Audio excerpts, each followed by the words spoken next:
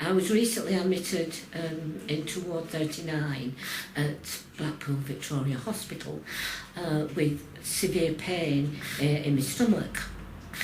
Not knowing what this was, they wanted to investigate, so I was admitted for a few days. Being Jewish, I asked for a kosher diet. The kosher food that I was supplied was excellent. I got something different every day. I will say that the kitchen made sure I didn't get the same thing twice, which was very good. But then they ran out of this kosher diet. Unfortunately, they couldn't get any in time before I went home, and I had to eat the hospital diet. I wasn't really happy about that because it's not my diet. However, I did eat the hospital food, although I have to stress at this point, there are people who are so strict they would not eat at all rather than eat other food. A kosher diet is made by Jewish people. It contains the food that we're allowed to eat and the foods that we're allowed to eat together. It will be made in a kosher kitchen and brought into the hospital, and it's double wrapped. And the hospital, I assume it's frozen, and then it's heated up and sent to the wards, and I open it myself so that I know that my food is not contaminated by any other person touching it, which is not to suggest that there is anything wrong with anybody else. It's just if they're not Jewish, they shouldn't touch my food. The menus didn't bear any resemblance to what you actually got quite a lot of the time. There was one instance where I should have had a cobbler, a mincemeat cobbler, but there was no, there's like a scone goes with a cobbler, well that wasn't there, which I would have expected to have been. Celery soup, well it didn't taste of anything whatever it was, but there wasn't any celery in it. One breakfast time I got porridge, but I wanted a wholemeal roll and butter, but all I got was porridge.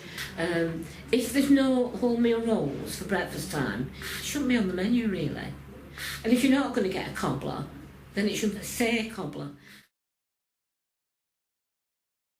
With my insulin, because it's a mix, 30% works instantly, but the other 70% is working right through the next 12 hours, which means if I don't get enough to eat, my blood sugar will drop.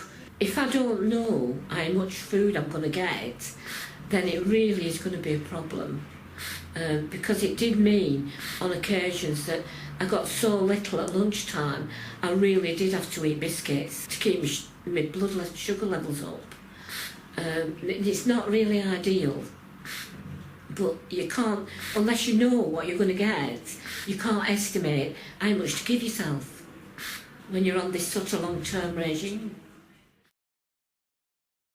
When you're in hospital, when you've had your treatment or your tests or anything, all you do is sit down and chat away to other patients, but you spend a lot of time waiting for something to happen. And the biggest thing that's going to happen is going to be the food's going to come. The only reason that I'm saying these things is to try and help improve the way the hospitals run, or, particularly with regard to food, because I don't think the kitchens do a job, and they do a good job, I'm sure they do, but I don't think they realise how important they are to patients. They really are very, very important to patients. Thank you, Lynne, for your feedback about our catering services.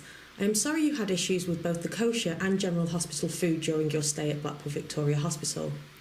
The supplier error has now been rectified, and kosher meals are now readily available for patients who may experience a short or long-term stay in hospital.